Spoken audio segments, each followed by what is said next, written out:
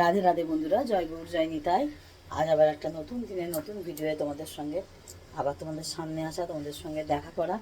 আজ লাঞ্চে রয়েছে হাঁসের ডিমের ঝাল। হ্যাঁ, হাঁসের ডিমের ঝাল, সেটা একটু রান্না করছি। আমার একদম মনে ছিল না তো প্রথম থেকে ভিডিওটা তোমাদের একটু দেখাবো। যাই হোক, কাজ করতে করতে তো সবই করা, তোমরা বুঝতেই পারছো। আমি রান্নাটা একটু এগিয়েই তোমাদের সঙ্গে একটু শেয়ার করছি। এইখানে কড়াইয়ের মধ্যে ডিমটা প্রথমে সেদ্ধ করে তো ডিমটা ভেজে নিয়েছি। সবাই তো সবার মতন করো, আমি আবার আমার মতন করি।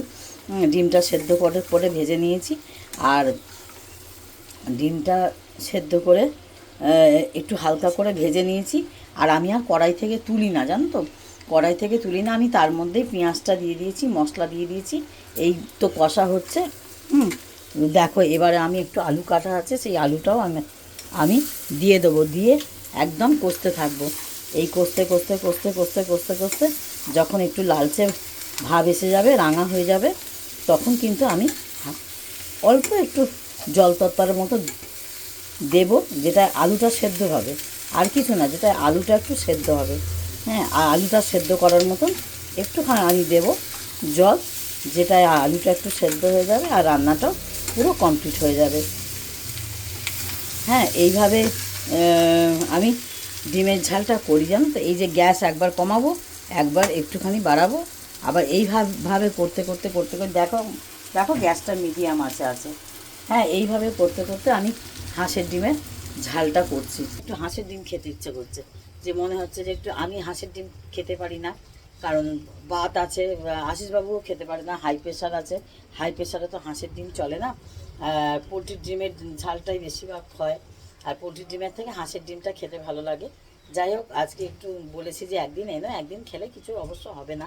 হ্যাঁ, মাঝে সাঝে খাওয়া যায়, কোনো অসুবিধা হয় না, অনেক কিছুই খাওয়া বারণ থাকে, কিন্তু তুমি কটা বাদ দেবে, সব তো আর জীবন থেকে বাদ দেওয়া যায় না। তা যাই হোক, তা এনেছে, তা এনে প্রথম থেকে যে ভিডিওটা শুরু করব, ব্লগটা, সেইটা আর আমার মাথায় ছিল না। এটা একদম ভুলে গেছিলাম তোমাদের প্রথম থেকে শেয়ার করতে। যাই হোক, আমি খুব একটা ভিডিও প্রথম থেকে একদম শুরু করে উঠতেও পারি না। যারা আমার ভিডিও দেখো তারা জানো, আমি হয়তো মাঝখান থেকে শুরু করলাম রান্নাটা কিছুটা এগিয়ে নিয়ে, কারণ একা হাতে ক্যামেরা করি, একা হাতে রান্না করি, কথা বলি। আশিসবাবু অবশ্য অনেকটা হেল্প করেন, কাটাকাটিগুলো করে দেন। সহযোগিতা তো সংসারে করতেই হয়, সকলে উভয় উভয়কে না সাপোর্ট করলে তো তাহলে তো কোনো কাজকে এগিয়ে নেওয়া যা সম্ভব না। একটু পেঁয়াজ আলু এগুলো একটু কেটে দেয়, ডিমটা সেদ্ধ করে দিয়েছে, এগুলো করে দিয়েছে। আমি যদি আমার খেয়াল থাকতো, আমি প্রথম থেকে দেখিয়ে দেখিয়ে তোমাদেরকে শেয়ার করতে পারতাম। যেহেতু আমি শেয়ার করতে পারি রান্নাটা, মানে মানে মানে শুরু যে করেছি, সেই তখন আমার হঠাৎ মনে পড়লো, আরে বন্ধুদের সঙ্গে তো শেয়ার করা হলো না, একটু শেয়ার করি। তখন আমি তোমাদের সঙ্গে একটু শেয়ার করার জন্য ভিডিওটা স্টার্ট করলাম। তোমরা বন্ধুরা কেউ কিছু মনে করো না, আমি এই নাড়তে নাড়তে আমার রান্নাটা ভালো মতো একটু কষা হয়ে যাবে। বেশ কষা মতন হলে অল্প একটু জল তরতরা দিয়ে আমি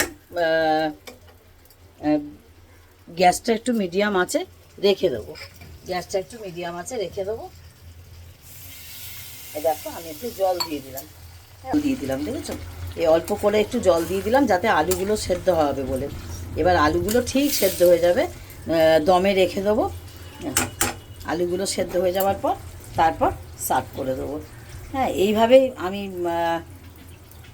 চটপট হাঁসের ডিম রান্না বা যে কোনো পোলট্রির ডিম রান্না, যাই কিছু রান্না বলো, আমি একটু চটজলদি করি।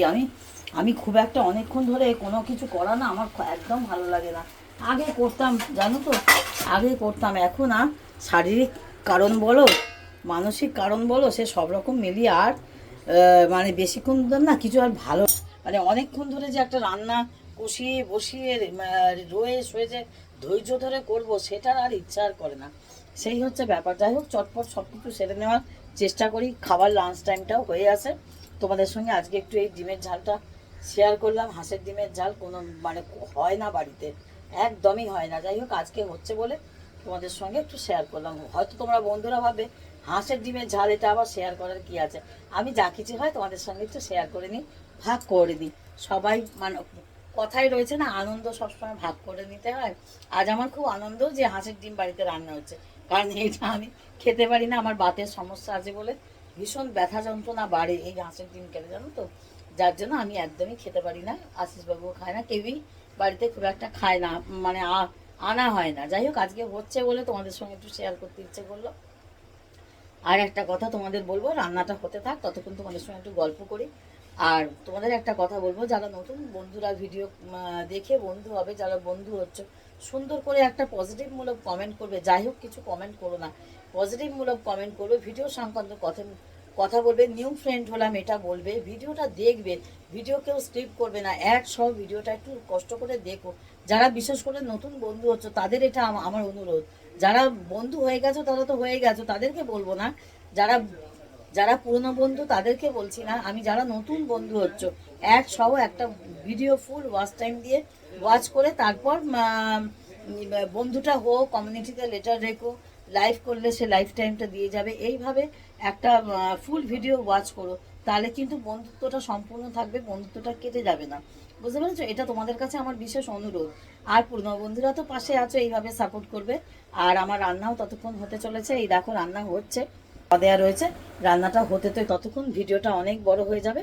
তোমাদের সাথে আর বেশিক্ষণ যদি ভিডিওটা বড় করি, বেশিক্ষণের যদি ভিডিও করি, তাহলে তোমাদের কারোর আর দেখার ধৈর্য থাকবে না। তাই আজকের ভিডিওটা এখানেই শেষ করব। সকলে ভালো থেকো, সুস্থ থেকো, সকলে জীবনের পথে এগিয়ে যাও, চ্যানেলটাকে সবাই এগোও, সবাই সবার লক্ষ্যে পৌঁছে দাও, ভালো ভালো ভিডিও করো, ভালো ভালো কন্টেন্ট করো, ভালো ভালো থাম্বনেল দাও, সকলে সকলের কাছে সফলতা পাও, এই শুভকামনা সকলের জন্য আমার রইল। ততক্ষণ রাধে রাধে, জয় গুরু, জয় নিতাই। তোমরা সকলে ভালো থেকো, সুস্থ থেকো, রাধে রাধে।